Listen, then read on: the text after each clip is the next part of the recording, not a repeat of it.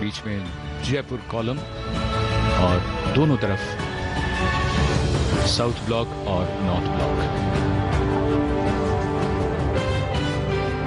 In fact, Sanjeev, the iron gates of which we keep seeing glimpses, they are majestic and are a work of art in themselves. And as they open up, they lead into the central area of the forecourt.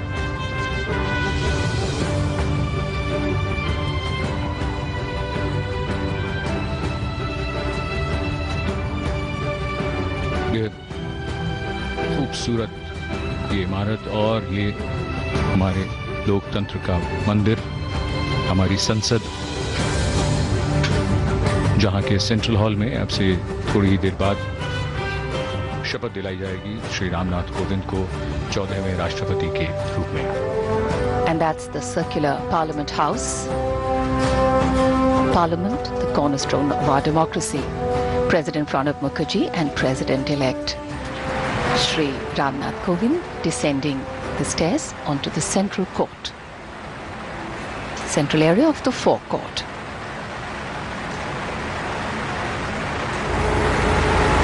A modern nation is built on pillars of equity, democracy and justice, and every president, as he or she takes oath, reassures each and every Indian's faith in the system. ये लोकतंत्र की शक्ति है, ये ताकत है हमारी। श्री कोविंद ने ये बात कही कि मैंने कभी सोचा भी नहीं था और ना ही मैंने चाहा था कि मैं इस सर्वोच्च पद तक पहुंचूं, लेकिन ये लोकतंत्र का चमत्कार है कि यहाँ आम जन को भी सर्वोच्च पद पर जाकर देश की सेवा करने का अवसर प्राप्त होता है।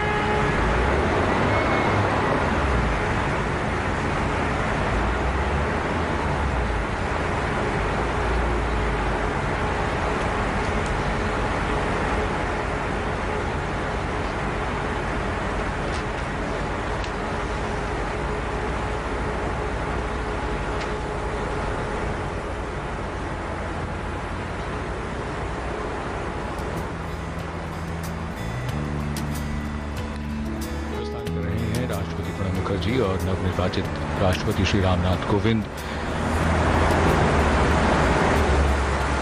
संसद भवन के लिए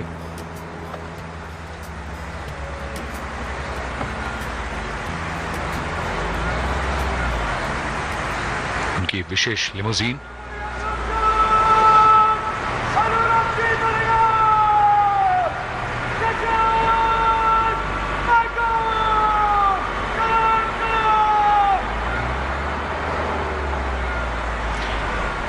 राष्ट्रपति अंगरक्षक अपने कमांडेंट के नेतृत्व में राष्ट्रपति महोदय के साथ राष्ट्रपति भवन से प्रस्थान कर रहे हैं। So as the presidential limousine, escorted by the president's bodyguard, makes its way from the forecourt towards the central hall of Parliament, many thoughts going through the president-elect and the president's minds.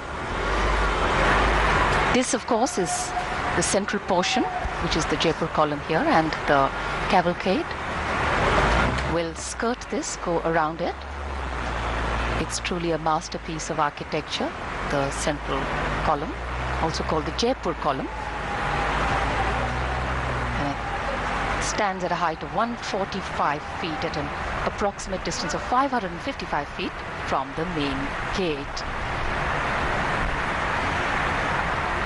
गौरव, बड़ा दिलचस्प होगा ये अंदाज़ा लगाना कि इस वक्त राष्ट्रपति प्रणब मुखर्जी जो निवर्तमान राष्ट्रपति हैं और नवनिर्वाचित राष्ट्रपति, दोनों के मन में क्या क्या चीज़ें चल रही होंगी। ये बड़ा भावुक क्षण होता है। Absolutely, Sanjeev. Every president, as he or she takes oath to this high office, reassures each and every Indian's faith in its leaders that the nation and the well-being of its people will come before any other ideology or agenda. Democracy places people first, and the people place some leaders first to protect, to lead, and enrich the fabric of the nation.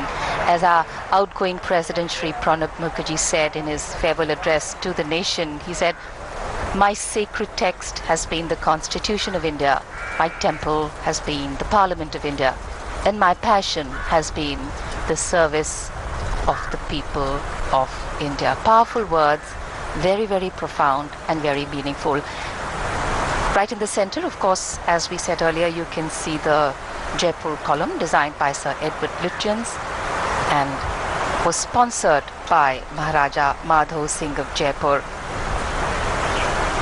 It's made by sandstone topped by the Star of India emerging from a 5-ton bronze lotus and was installed in 1930.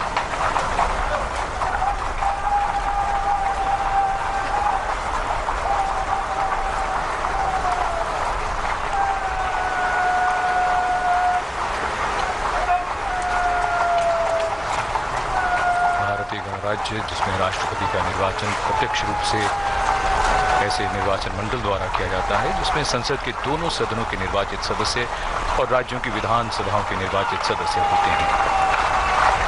Bharat के राष्ट्रपति हालांकि संसद के अंग होते हैं, लेकिन वो दोनों में से किसी भी सदन में ना तो बैठते हैं ना उनकी चर्चाओं में भाग लेते हैं। संसद से संबंधित उन्हें कुछ ऐसे संवैधानिक कृत्य हैं जिनका निर्वहन करना होता है। राष्ट्रपति समय समय पर संसद के दोनों सदनों को बैठक के लिए आमंत्रित करते हैं और जो बात बार बार कही जाती है, रेखांकित की जाती है, संविधान की रक्षा करना, उसका संरक्षण करना, ये महत्वपूर्ण कर्तव्यों में से एक। और इस पद को ऐसी कई महान विभूतियों ने सुशोभित किया है, जिनमें स्वतंत्रता संग्राम में भाग ले चुके डॉक्टर राजेंद्र प्रसाद, शिक्षाविद डॉक्टर सर्वपल्ली राधाकृष्णन, डॉक्टर जाकिर हुसैन, मजदूर नेता, कई ऐसे लोग जो सार्वजनिक जीवन से देश के इस सर्वोच्च संवैधानिक पद तक पहुंचे और जिन्होंने इस महान लोकतंत्र में अपना विशिष्ट योगदान दिया। आज उसी महान लोकतंत्र और देश का ये एक महत्वपूर्ण पड़ाव, जहां एक राष्ट्रपति का कार्यकाल पूरा हो रहा है और शुरू हो रहा है नए राष्ट्रपति का कार्यकाल। A question that often comes up in today's world of quick turnaround times and task and delivery orientation, what really is the role of traditional ceremonies and protocol? Well, history, tradition, ceremonial protocol, all have a way of giving context, of anchoring the present in a stability that has weathered many storms. Institutions need to be nurtured organically, keeping the present in mind. They go beyond the individual, and that's the reason tenures and terms are linked to people, not institutions. In fact, a healthy democracy rests on transitions of people, parties, and power. The seamlessness, constitutional nature, and dignity of these transitions only serve to strengthen democracy.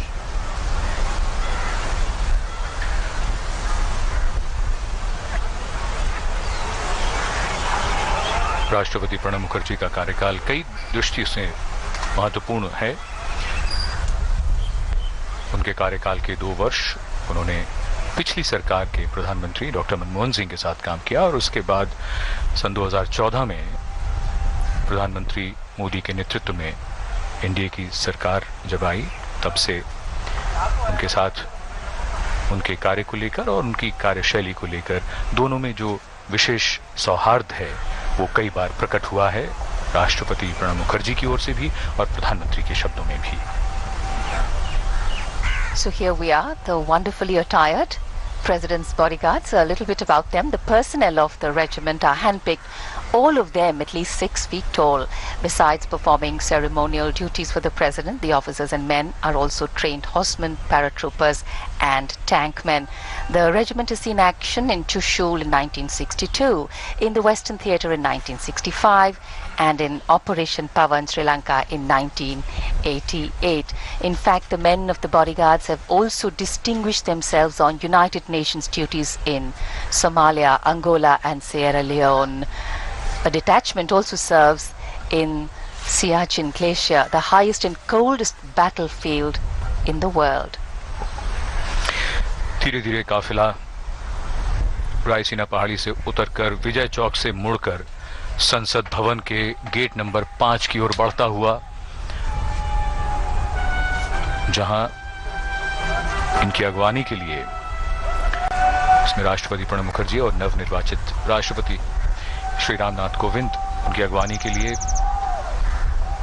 उपराष्ट्रपति और राज्यसभा के सभापति, लोकसभा अध्यक्ष, प्रधानमंत्री और अन्य गण्यमान्य व्यक्ति वहां उपस्थित होंगे।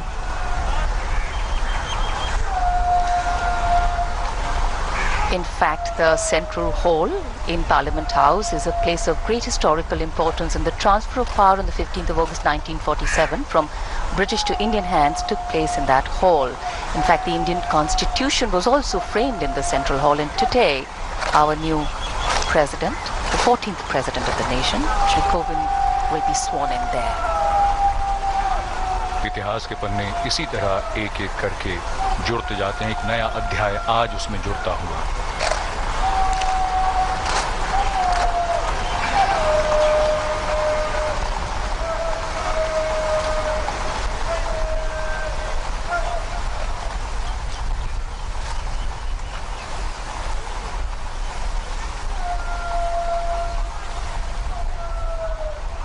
गौरव, एक नई शुरुआत जो प्रणब मुखर्जी ने राष्ट्रपति रहते हुए जो की, कि तब तक राष्ट्रपति के लिए महामहिम शब्द का इस्तेमाल किया जाता था, जो उन्होंने परंपरा बदलकर फिर उसको माननीय उन्होंने तब्दील किया।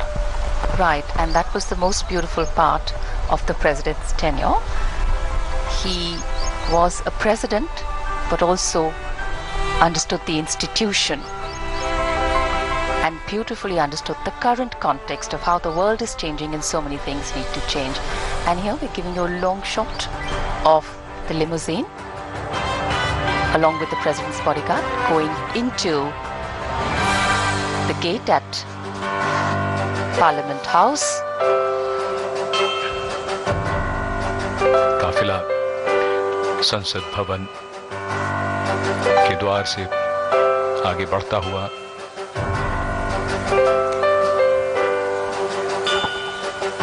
In fact, quotations have a beautiful way of conveying a lot in very, very simple words. And at the Central Hall of Parliament House, this is right at the top of the entrance of that hall, there is a beautiful quotation which says, and it's in Sanskrit, the English meaning is, that one is mine and the other a stranger is the concept of little minds.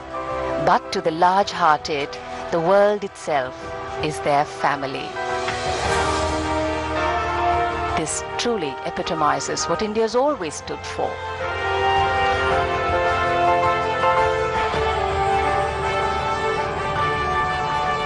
Delhi में वैसी भी हरियाली काफी है और इन दिनों मौसम के हिसाब से देखें तो हमारे इन तमाम दृश्यों में आप हरे भरे घने वृक्षों को भी देख सकते हैं इस लोकतंत्र के मंदिर के साथ।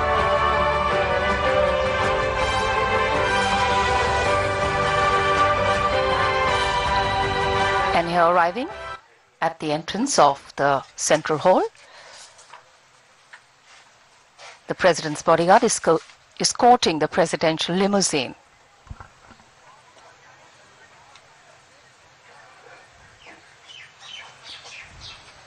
Slight sun seems to have come out, and of course perfect for capturing wonderful images, some of those we showed you earlier, panoramic shots. और धीरे धीरे वो महत्वपूर्ण क्षण अवसर नजदीक आता हुआ।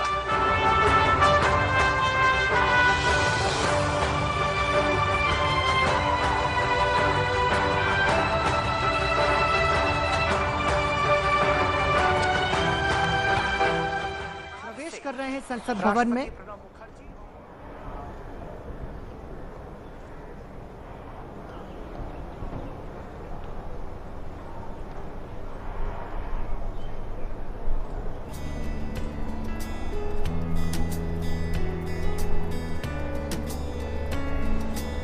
राष्ट्रपति प्रणब मुखर्जी की अगवानी, बतौर राष्ट्रपति प्रणब मुखर्जी का संसद भवन परिसर में ये आखिरी प्रवेश, और अब उनके सम्मान में सलामी दी जाएगी।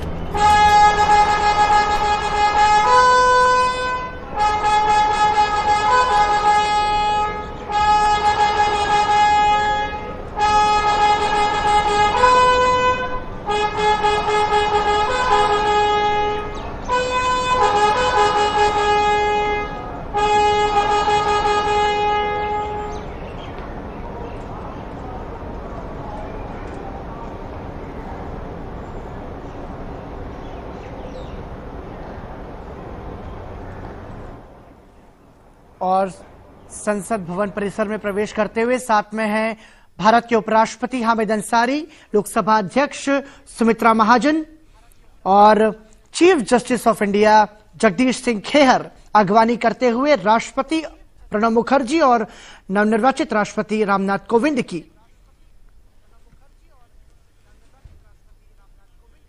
और यहां से सीधे संसद भवन परिसर के केंद्रीय कक्ष में पहुंचेंगे।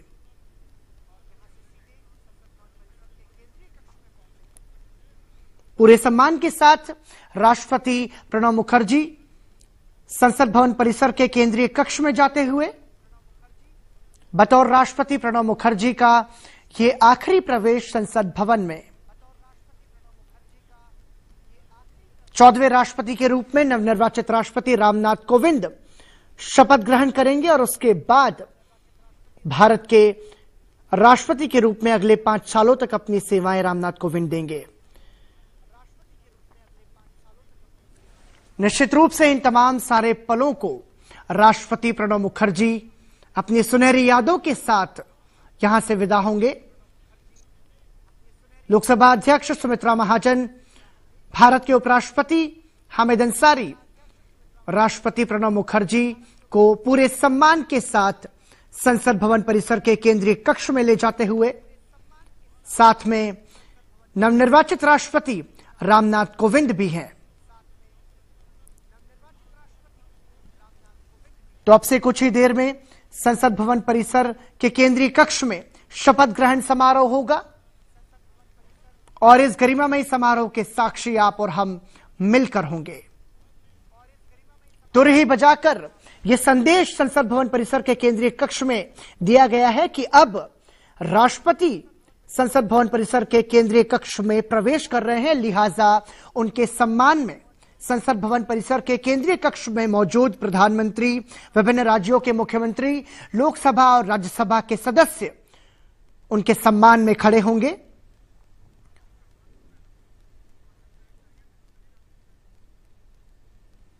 तो संसद भवन परिसर के केंद्रीय कक्ष में प्रवेश करते हुए राष्ट्रपति प्रणब मुखर्जी। महामहिम राष्ट्रपति जी,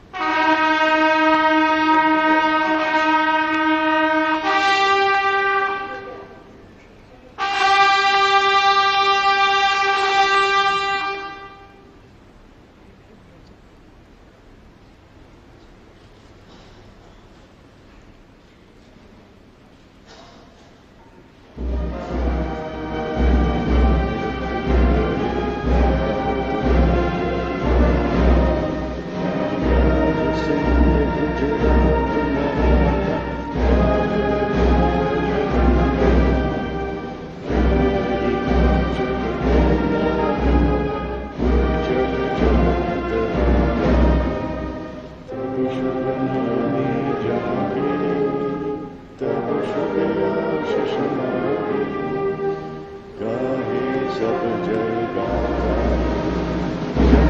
मन अधिनायक जय जय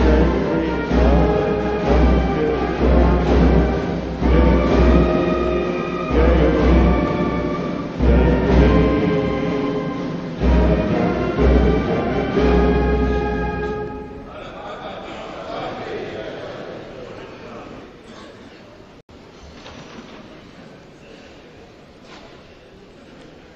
मान्यवर, आदेश हो तो निर्वाचन आयोग से प्राप्त निर्वाचित राष्ट्रपति की घोषणा को पढ़ा जाए।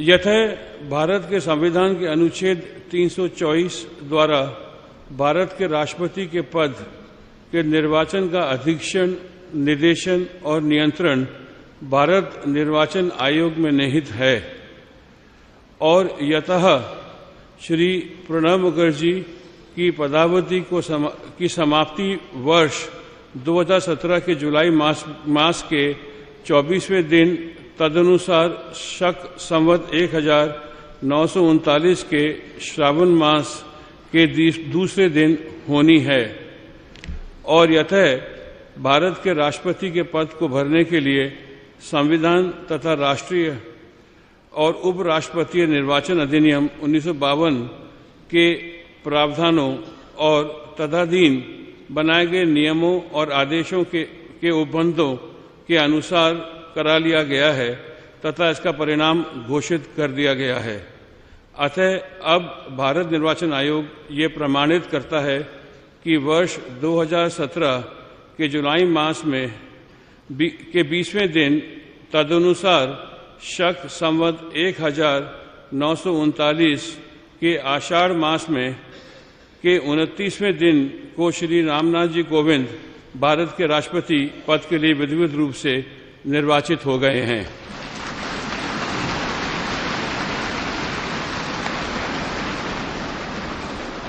भारत गणराज्य के 68वें वर्ष में हमारे हस्ताक्षर और भारत निर्वाचन आयोग की मोहर से आज वर्ष 2017 के जुलाई मास के 20वें दिन तदनुसार शक संवत 1939 के आषाढ़ मास के 29वें दिन को जारी किया गया। शपथ।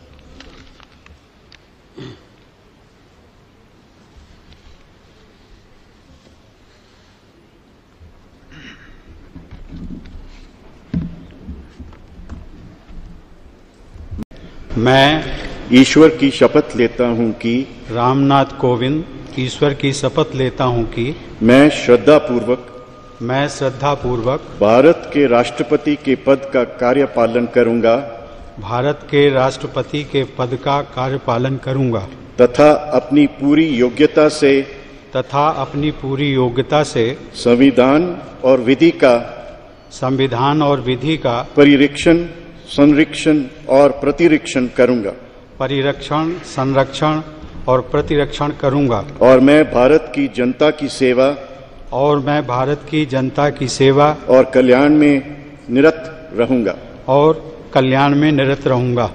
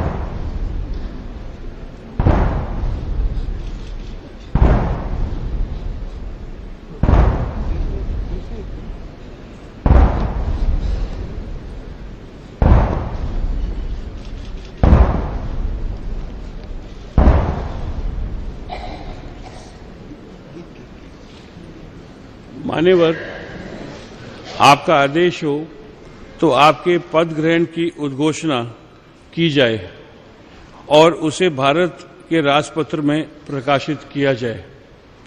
इसकी सूचना प्रमुख सेना केंद्रों तथा विदेश स्थित सभी भारतीय मिशनों, राज्य सरकारों तथा संघ शासित क्षेत्रों के प्रशासकों को भेजी जाए। भारत सरकार के सभी मंत्रालयों और विभागों को भी सूचना तथा आवश्यक आदेश जारी करने हेतु भेजा जाए।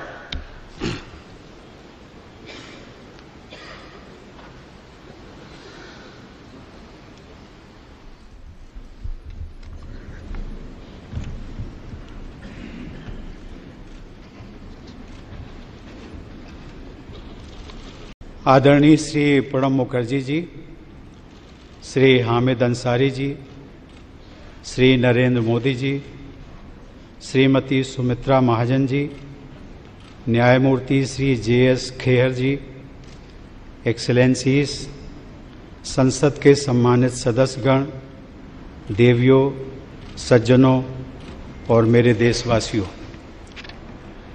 मुझे भारत के राष्ट्रपति पद का दायित्व सौंपने के लिए मैं आप सभी का हृदय से आभार व्यक्त करता हूं।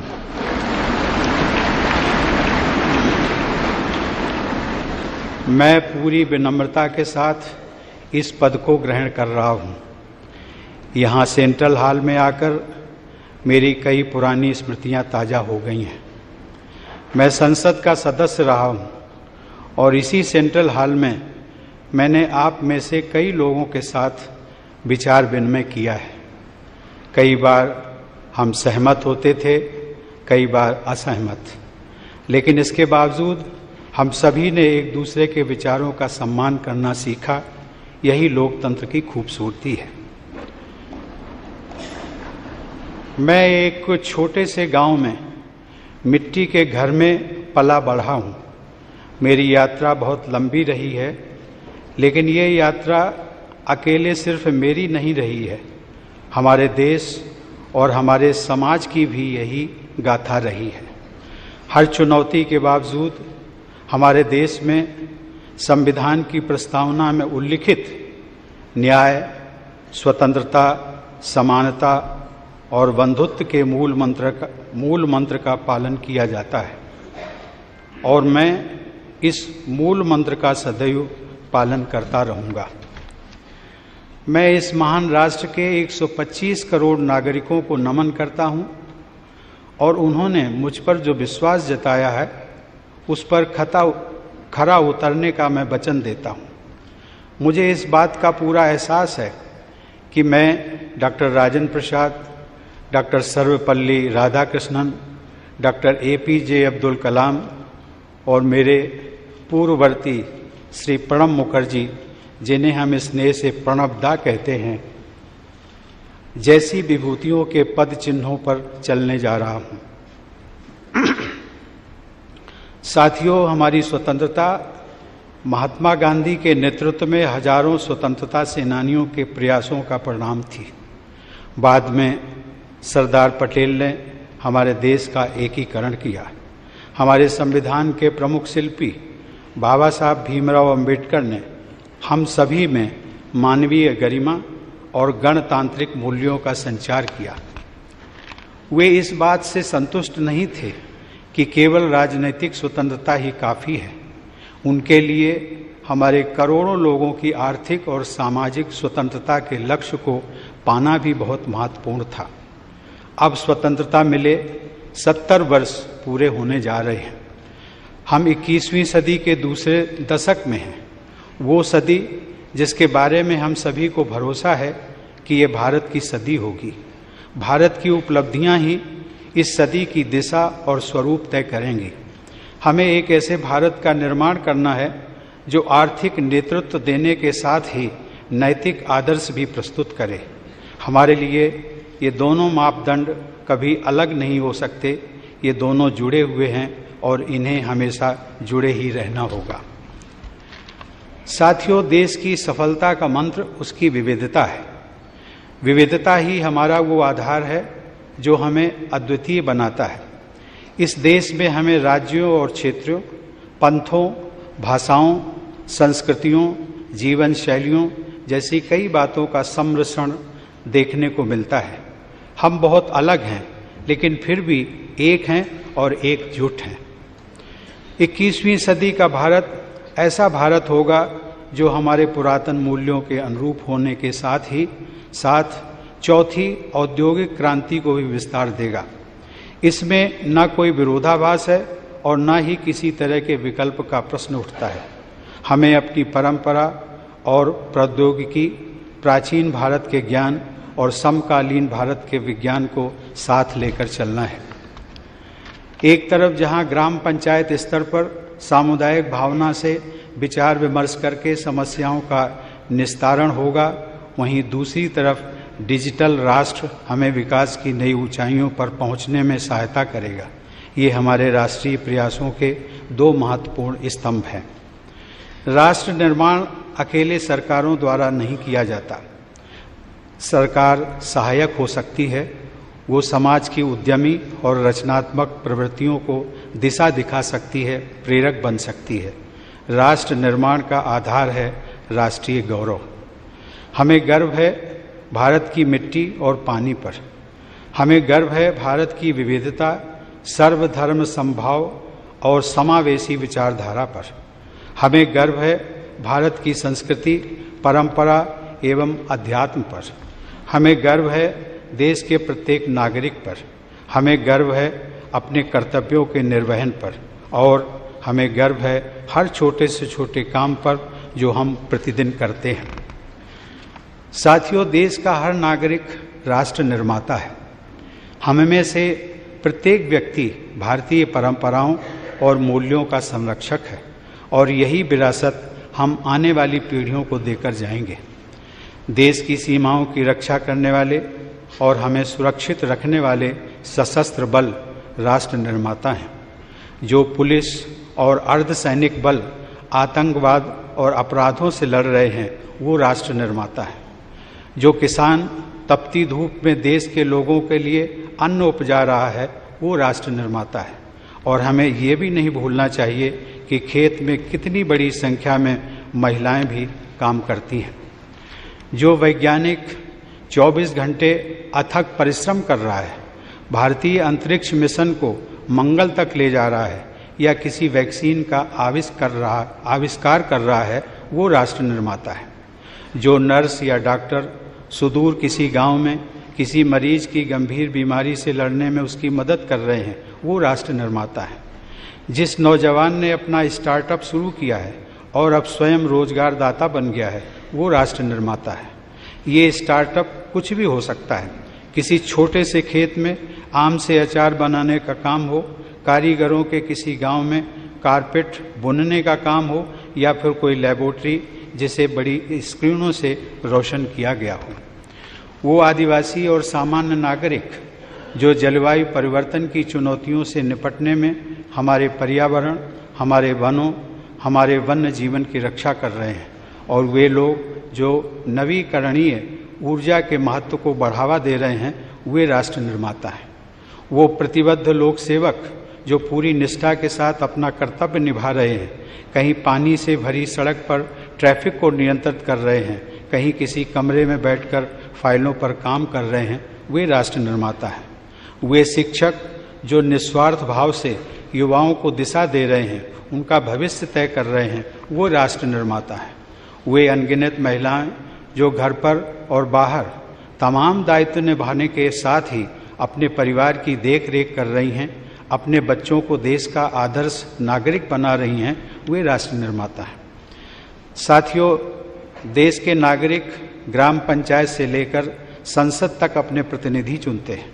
उन प्रतिनिधियों में अपनी आस्था और उम्मीद जताते हैं। नागरिकों की उम्मीदों को पूरा करने के लिए यही जनप्रतिनिधि अपना जीवन राष्ट्र की सेवा में लगाते हैं।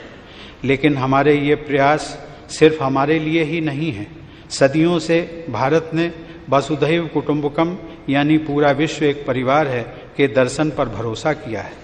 ये उचित होगा कि अब भगवान बुद्ध की ये धरती शांति की स्थापना और पर्यावरण का संतुलन बनाने में विश्व का नेतृत्व करे। आज पूरे विश्व में भारत के दृष्टिकोण का महत्व है। पूरा विश्व भारतीय संस्कृति और भारतीय परंपराओं की तरफ आकर्षित है।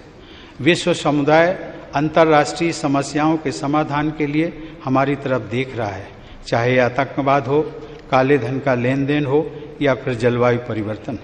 वैश्विक परिदृश्य में हमारी जिम्मेदारियां भी वैश्विक हो गई हैं। यही भाव हमें हमारे वैश्विक परिवार से, विदेश में रहने वाले मित्रों और सहयोगियों से, दुनिया के अलग अलग क्षेत्रों में रहकर अपना योगदान दे रहे प्रवासी भारतीयों से जोड़ता है। यही भाव हमें दूसरे देशों की सहायता के लिए तत्पर करता है, चाहे वे अंतर्राष्ट्रीय सोलर अलायंस का विस्तार करना हो या फिर प्राकृतिक आपदाओं के समय सबसे पहले सहयोग के लिए आगे आना हो। एक राष्ट्र के तौर पर हमने बहुत कुछ हासिल किया है, लेकिन इससे भी और अधिक ज़्यादा करने का प्रयास और बेहतर करने का प्रयास और तेज़ी से करने का प्रयास निरंतर होते रहना चाहिए। ये इसलिए भी महत्वपूर्ण है क्योंकि वर्ष 2022 में देश अपनी स्वतंत्रता के 75वें साल का पर्व मना रहा होगा। हमें इस बात का लगातार ध्यान रखना होगा कि हमारे प्रयास से समाज की आखिरी पंक्ति में खड़े उस व्यक्ति के लिए और गरीब परिवार की उस आखिरी बेटी के लिए भी नई संभावनाएं और नए अवसरों के द्वार खुलें। हमारे प्रयत्न आखिरी गांव के आखिरी घर तक पहुंचने चाहिए। इसमें न्याय प्रणाली के हर स्तर पर तेजी के साथ कम खर्च पर न्याय दिलाने वाली व्यवस्था को भी शामिल किया जाना चाहिए। साथियों, इस देश के नागरिक ही हमारी ऊर्जा का मूल स्रोत है। मैं पूरी तरह आश्वस्त हूँ कि राष्ट्र की सेवा के लिए मुझे इन लोगों से इसी प्रकार निरंतर शक्ति मिलती रहेगी। हमें तेजी से विकसित होने वाली एक मजबूत अर्थव्यवस्था, एक शिक्षित, नैतिक और साझा समुदाय, समान मूल्यों वाले और समान अवसर देने वाले समाज का निर्माण करना होगा। एक ऐसा समाज जिसकी कल्पना महात्मा गांधी और दीनदयाल उपाध्याय जी ने की थी। ये हमारे मानवीय मूल्यों के लिए भी महत्वपूर्ण है। ये हमारे सपनों का भारत होगा, एक ऐसा भारत जो सभी को समान अवसर सुनिश्चित करेगा। ऐसा ही भारत 21वीं सदी का भारत होगा। आप सबको बहुत बहुत धन्यवाद। जय Hind, Vande Mataram.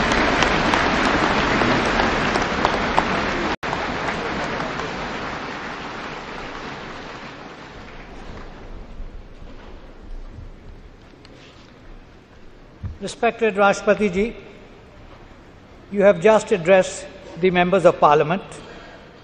With your permission, I will read the first and the last paragraphs of the English version of the address. The rest should be considered as read.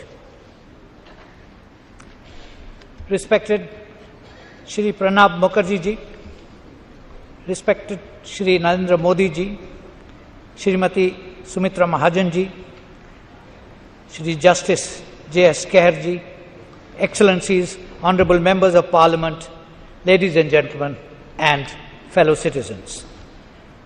I thank you for electing me to the responsibility of the President of India, and I enter this office with all humility. Coming here to Central Hall has brought back so many memories. I have been a member of Parliament, and here in this very Central Hall have had discussions with many of you. Often we agreed, sometimes we disagreed, but we learned to respect each other, and that is the beauty of democracy. We need to sculpt high growth economy and educated, ethical and shared community and an egalitarian society as envisioned by Mahatma Gandhi and Deendayal Upadhyay Ji. These are integral to our sense of humanism. This is the India of our dreams, an India that will provide equality of opportunities. This will be the India of the 21st century. Thank you very much. Jai Hind, Vande Mataram.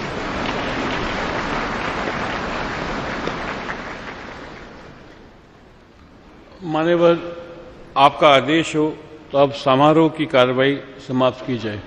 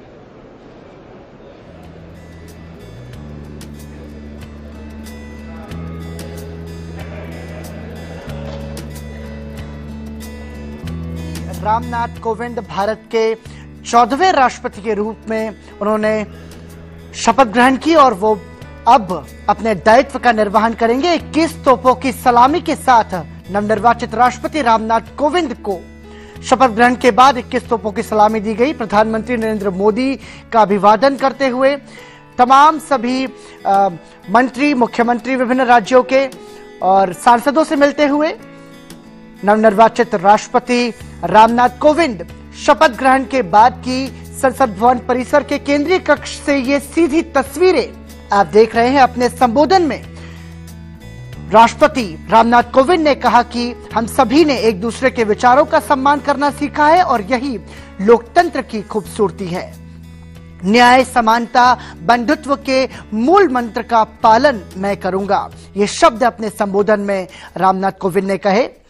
संसद भवन परिसर के केंद्रीय कक्ष में तमाम सभी लोकसभा, राज्यसभा सदस्यों और राजनीतिक दलों के प्रमुखों से मिलते हुए और अब संसद भवन परिसर से बाहर कूच करते हुए राष्ट्रपति रामनाथ कोविंद, पूर्व राष्ट्रपति प्रणब मुखर्जी, साथ में है लोकसभा अध्यक्ष सुमित्रा महाजन, भारत के उपराष्ट्रपति हामिद अंसारी।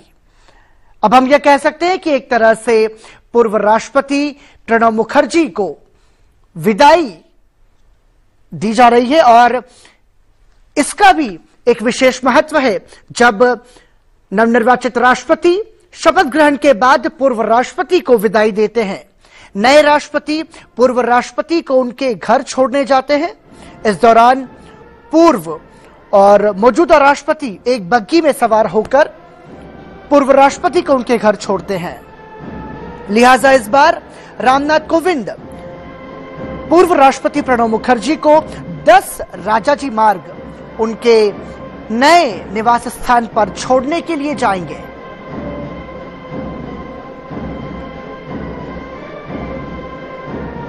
जब संसद भवन परिसर में प्रवेश कर रहे थे तब राष्ट्रपति प्रणब मुखर्जी थे और अब शपथ ग्रहण के बाद पूर्व राष्ट्रपति प्रणब मुखर्जी की विदाई और नवनिर्वाचित राष्ट्रपति रामनाथ कोविंद पूर्व राष्ट्रपति प्रणब मुखर्जी को उनके नए निवास स्थान 10 राजाजी मार्ग पर छोड़ने के लिए जाएंगे।